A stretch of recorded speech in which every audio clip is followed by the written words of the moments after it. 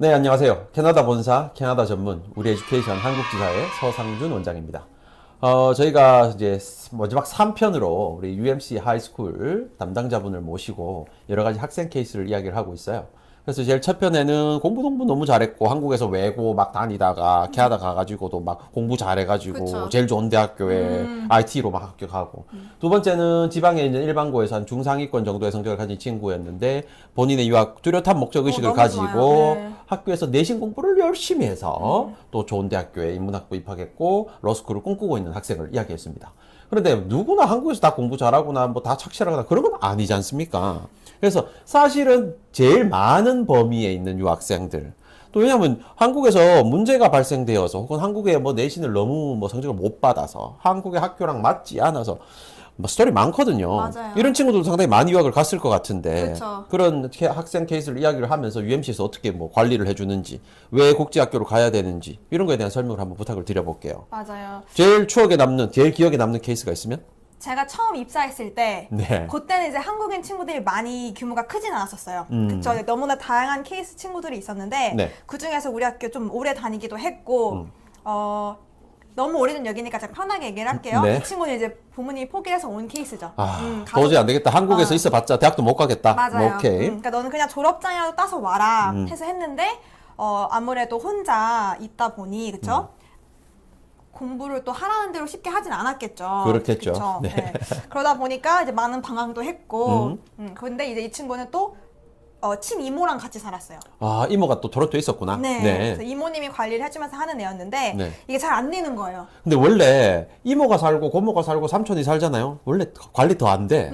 왜냐하면 이모 애는 대학생이거든, 이미. 이미 대학생이기 때문에 막 고등학생 이런 거에 관심이 맞아. 없어요. 어떻게 하셨지? 그냥 학교 다니나 보다 이렇게 생각하시거든요. 근데 사실은 이런 친인척 집에 거주한다고 해서 학업이 보장되지는 않습니다. 물론 뭐 일탈행위나 이런 거는 컨트롤 해줄 수 있겠지만 막 공부를 잘하고 이런 걸 기대하시면 안 돼요. 맞아요. 그래서 이 친구 막 많이 잡으러 다녔고. 학교를 안 왔구나. 그쵸. 아니, 그리고 이제 자꾸 새는 거야. 그러니까 이모가 자꾸 얘가 학교 끝났는데 왜 안 오냐. 네. 그러니까 이제 이모님도 하다 이제 뭐 안 되니까 계속 저한테 연락을 치시는 거예요. 네. 그러니까 진짜 매일같이 그 이모님과 함께 어? 이 아이를 열심히 케어를 하러 다닌 거죠. 그러니까 아. 하다 이제 이모님하고 딜을 본 게 네. 성적을 이제 패스를 시켜야 하니까 네. 그럼 이제 너무 이렇게 쪼지만 말고 우리가 열심히 공부를 하고 성적을 내면 조금의 이제 자유시간을 허가를 풀어주자, 하자. 오히려. 그죠. 그래서 이제 이 친구는 제가 물론 학생이 많이 없기도 했고 그래서 네. 이 친구는 남아서 내가 공부까지 시켰네. 이야. 그 학생 과목 중에서 또 이코노미를 제가 제일 못했어요 대학 때. 네. 근데 그게 또 애가 너무 어려워하는 거야. 네. 아 근데 어떡해 남아서 또 내가 안 되는 머리로 함께 공부도 하고 도서관 가서 또 해주고 밥도 사 먹이고 하면서 네. 어찌어찌 해가지고 또 세네카 컬리지 비즈니스를 넣긴 넣었죠. 네. 아, 대단하네. 성공하셨네, 아주 그냥. 그래서 그때는 사실 한국이 좀 트렌드기도 했어요. 그 당시에는 컬리지 먼저 갔다가 이민한 다음에 맞아요. 왜 아들들은 유니버시티를 다이렉트로 가지 않습니까? 그럼 4년제 졸업하고 나면 3년짜리 취업 비자 받아서 1년 일하고 영주권 따야 되는데 그게 여권 만료 기간이랑 묘하게 겹쳐요. 이게 그러다 보니까 보통 유니버시티 가는 친구들이 한 2학년 마치고 휴학하고 한국에 군대를 간단 맞아요, 말이죠. 맞아요. 그래서 이제 복학하는 개념인데 컬리지 가는 친구들은 왜 그러냐 하면 성적도 성적 문제가 있을 수 있지만 컬리지 졸업하고 취업해서 영주권 딴 다음에 맞아요. 군대를 안 가고 그리고 또 유니버시티를 편입할 수 있어요. 요런 작전을 많이 세우죠. 맞아요. 그래서 세네카의 비즈니스로 들어간 친구들의 거의 99%는요, 용 유니버시티의 슐릭이라는 유명한 상용 계열 학교가 있습니다.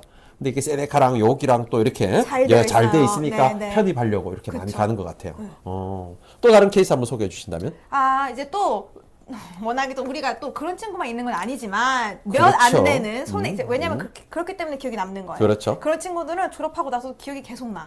그죠? 이 친구는 또 학교 잘 안 나오는 친구였어요. 한국에서부터. 한국에서부터 이제 출결이 좋지 않았던 그쵸. 학생인데 한국에서 이제 출결이 좋지 못하면 그냥 한국은 대부분 막 전학을 유도하거나 제적되거나 이런 경우도 있거든요. 그래서 하다 안 돼서 이 친구 이제 유학 보내면 외국에서는 생활 좀 잘할까 싶어서 유학을 보내신 거죠? 그렇죠. 보냈는데 제 개인적인 소견으로는 네. 부모님과 함께 사는데도 학교를 안 가는 친구가 그렇죠? 홈스테이에 살면서 과연 살아올 수 했을까? 있을까? 그렇죠. 그러다 보니까 처음에는 열심히 하려고 해요. 첫 문화 어차피 시차 적응도 안 돼. 나는 매일 그렇지. 아침에 새벽에 깨 있어. 학교는 잘 와요. 네. 점점 이제 익숙해지고 하면서 옛날 습관이 나오는 거예요. 네. 그러다 보니까 조금 일어나기를 너무 힘들어했던 거죠. 네. 그러니까 매일매일 아침에 깨워서 안 일어나면은 이제 혼맘한테 부탁해서 좀 깨워주세요 해서 깨우는데 이제 눈치가 보이는 거예요. 네. 직접 갔죠. 교장 선생님과 함께 야, 선생님들이 갑니다. 깨우러 가주네. 네, 가는 거예요. 넣으면 안 되니까. 네. 왜냐면 이제 부모님은 속이 타시는 거예요. 애가 자꾸 안 가는 거고. 그렇죠. 그러니까 사실 부모님이 할 수 있는 건 한계가 있잖아요. 네. 내가 직접 가서 깨울 수 있는 것도 아니고 네. 부모님도 죄송하지만 계속 부탁을 드리는 거예요. 어쩔 수 없으니까. 네. 제가 깨울 수 없으니 좀 부탁을 드리겠습니다. 라고 이제 하나 이제 정말 안 되니까 면담을 해도 애가 안 돼. 반박교. 교장 선생님하고 면담을 해도 안 되고 부모님하고 같이 이제 또 비대면으로 뭐 해도 안 돼. 네. 미팅을 해도 안 되고 해서 이제 그냥 가자. 어딜 그래서 가? 그 학생 집으로 찾아간 거예요. 아, 찾아갔다? 응, 찾아가서 이제 깨운 거죠. 근데 애가 너무 놀란 거지. 세상에. 네, 교장 선생님이 나타났어. 그럼요. 그러니까 원래는 얘가 자꾸 이제 혼맘이 깨어서 옛날에는 좀 눈치 보던 오더니 이것도 이제 하루 이틀이지. 혼맘이 깨어도 이제 무시. 안 먹히는 거야. 그쵸? 그러니까 이제 점점 이제 수위가 높아지는 거죠. 네. 마지막 카드를 쓴 거죠. 네. 네. 그래서 이제 두드려 깨워가지고 그쵸. 학교 이제 등교를 시키는 거네요. 그쵸. 그렇게 해가지고 너는 이제 쉬는 시간마다 진짜 점심시간 없이 너는 교장 선생님 오피스에서 이제 숙제를 하는 거예요. 디텐션이라고 해가지고 네. 네, 이제 조금 부진한 친구들은 출가상이 안 좋거나 하는 친구들은 이제 나머지 공부를 시키는 거예요. 근데 방과후에 시키면 또 도망을 갈 수 있기 때문에 네. 점심시간에 교장 선생님 오피스에서 한 케이스가 있었죠. 이야, 네. 이게 왜 중요하냐면요.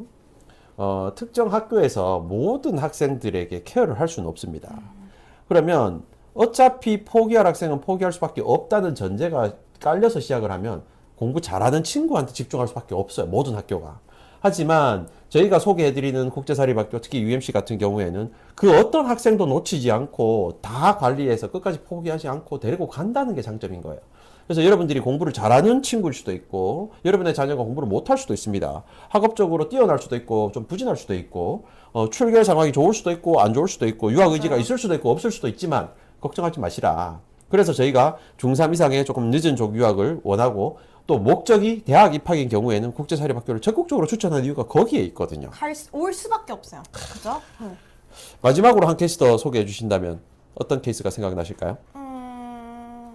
그 친구와 함께 어울렸던 친구 중에 하나인 거죠. 네. 네, 그렇죠. 왜냐면 그런 친구들은 또 그런 친구들 그런 친구들하고 친하게 돼 있어 그렇죠. 원래. 네, 이 친구는 진짜 열심히 공부를 들었는데 처음엔 정말 잘했어요. 나쁘지도 않았고 네. 열심히 하는 친구였고, 근데 점점 이제 어울리면서 조금 떨어지더니 졸업일이 계속 밀리는 거예요. 아, 그죠? 크레딧을 빨리 취득하고 이제 졸업을 해야 되는데 맞아요. 마지막 학기 패스를 못 하는 거네요. 그렇죠, 그렇죠. 그래서 부모님하고 계속 얘기해서 어떻게 할까요? 그래서 이제 튜터도 붙이고 여러 가지 해서 그나마 이제 좀 소통을 했던 친구지. 네. 그러니까 이제 좀 그래도 게으르지만 선생님과 소통은 하는 친구였기 때문에 네. 만들어서 이제 목표하는 대학교는 보냈죠. 이야. 나야가라 뭐죠? 폴리스 파운데이션? 네. 네, 오, 한다고 경찰 이제 해가지고, 경찰 하고 네, 싶다 하고 그래가지고. 있다고. 오. 네, 갔습니다. 네.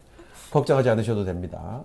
자, 이런 친구들은 사실은 우수한 친구들도 목표한 전공이 뚜렷하기 때문에 거기에 맞춰서 수업을 듣고 아까 1편, 2편 보시면 아시겠지만 추가적으로 막 혹시 모르니까 경영학과 갈 수 있으니까 수학도 듣고 뭐 화공 쪽으로 갈 수 있으니까 케미칼도 듣고 막 맞아요. 이렇게 하는데 사실 공부를 조금 부족한 친구들이 어떤 학과를 목표로 한다면 사실 딱 거기에 맞춰서 이 과목만 점수를 잘 받게끔 할 수밖에 없게 만들어주는 게 또 국제사립의 묘미 아니겠습니까? 맞아요.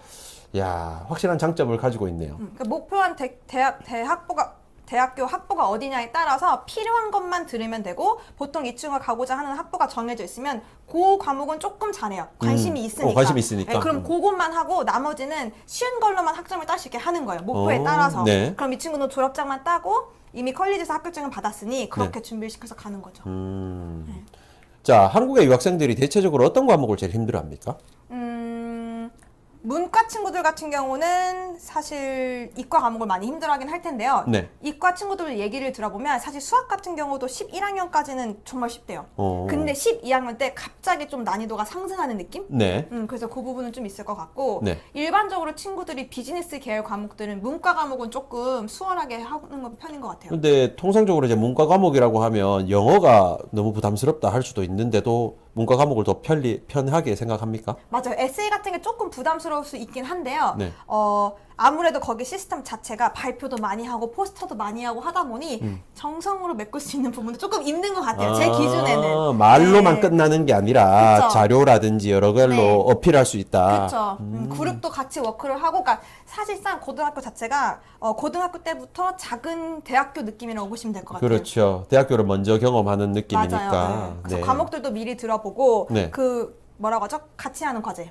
프로젝트, 조별 과제? 팀 프로젝트, 조별 과제. 대학교에서 그걸 많이 또 힘들어하잖아요. 네. 미리 연습을 하는 거, 다 같이 해가지고 나눠가지고 또 해보고 선생님 안 되는데 어떻게 하는지 끌고 가고 이런 식으로. 자, 그래도 입시 전문가로서, 캐나다 입시 전문가로서 많은 부모님들이 좀 궁금해하시는 내용을 마지막으로 여쭤보면서 마무리를 할게요. 네. IB, AP, 캐나다 입시에 대해서 어떻게 생각하십니까? 필요하다, 불필요하다? 사실 솔직하게. IB, AP 저희는 UMC에서 제공하는 과목들은 아니에요. 네. 그럼에도 불구하고 명문대에 들어갔고 네. 그 학교 내에서도 아이들이 뭐 성적이라든지 이런 걸 봐도 잘 적응을 하고 있기 때문에 네. 제가 봤을 때는 필수는 아닌 것 같아요. 필수도 아니고 물론 학교마다 차이는 있겠지만 네. 저희 학교에서는 온타리오 내에서는 과목별로 컬리지 레벨과 유니버시티 레벨로 나뉘게 되거든요. 네. 컬리지 레벨로 이수한 친구들은 컬리지밖에 진학을 할 수가 없어요. 네. 근데 저희는 유니버시티 레벨까지 지원을 하다 보니까 거의 그냥 AP와 비슷한 레벨이라고 보시면 될 것 같고 네. 공식 명칭만 이제 AP가 아닐 뿐이지. 네.